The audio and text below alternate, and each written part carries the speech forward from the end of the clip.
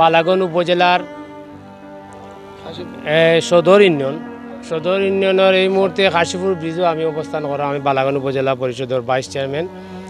আমি আমার সাধ্যমতো এই বন্যা দুর্গত সময়ে চেষ্টা করিয়াছিলাম প্রত্যন্ত এলাকা, বিশেষ করে আমি আমার অভিজ্ঞতা দেখেছি যে এই ক্রাইসিস মুহূর্তে, এই ধরনের মুহূর্তে আমরা অনেক সময় দায়িত্বশীল ব্যক্তিরা আমাদের দায়িত্বটা পালন করতে অনেক সময় আমরা দেখেছি ঘাটতি থাকে।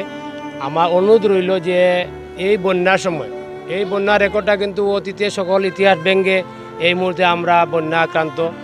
আমার অনুরোধ রইল যে ফ্লাড সেন্টারগুলো রয়েছে, সেই ফ্লাড সেন্টারে পর্যাপ্ত পরিমাণে আমার দৃষ্টিতে এই মুহূর্তে খাবার রয়েছে, সবাই আগে দৃষ্টি দেওয়ার এই মুহূর্তে প্রয়োজন হলো গ্রাম ভিত্তিক, গ্রামের বিভিন্ন বাড়িতে যারা আশ্রয় নিয়েছেন তাদেরকে দেখা আমাদের অতি প্রয়োজন। আমি গতকালকে দেওয়ানবাজার ইউনিয়নের 5 নং ওয়ার্ড 4 নং ওয়ার্ডে গিয়ে দেখেছি মানবতের জীবন, ফেনার মধ্যে মানুষ জীবিকা নির্বাহ করছে।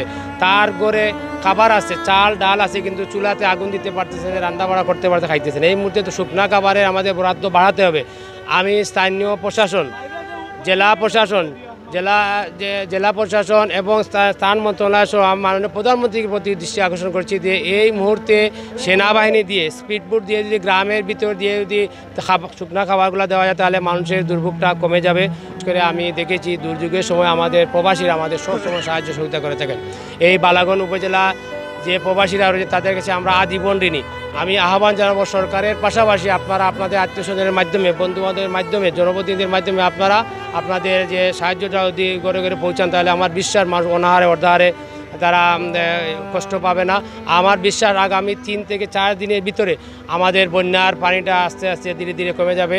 আমি বালাগঞ্জ উপজেলার প্রত্যেককে বলবো যে আপনারা সাহস রাখেন, আপনারা যদি সাহস রাখেন তাহলে আমার বিশ্বাস আমরা এই বন্যায় আমরা ক্ষতিগ্রস্ত হব না। আর বন্যার পর সরকারের পক্ষ থেকে, স্থানীয় প্রশাসনের পক্ষ থেকে, উপজেলা পরিষদের পক্ষ থেকে যতটুকু সম্ভব উদ্যোগ নেওয়ার সেটা আপনাদেরকে পুনর্বাসন করার জন্য উদ্যোগ নেওয়া হবে। এবং বিশেষ করে আমি আজকে এই লাইভের মধ্যে অনুরোধ করব ছাত্র এবং যুব সমাজকে, আপনারাও আপনাদের গ্রামের যে সমস্যাগুলো রয়েছে, বিশেষ করে অসহায় যারা রয়েছেন তাদের কথা আপনারা আমাদেরকে স্থানীয় প্রশাসনকে বলেন, জনপ্রতিনিধিকে বলেন যেখানে সমস্যা রয়েছে অতি বেশি, তা আমি ব্যক্তিগত বলেছি আমার সাথে যোগাযোগ করবেন, আমার পক্ষ থেকে যতটুকু সম্ভব সহযোগিতা করবো।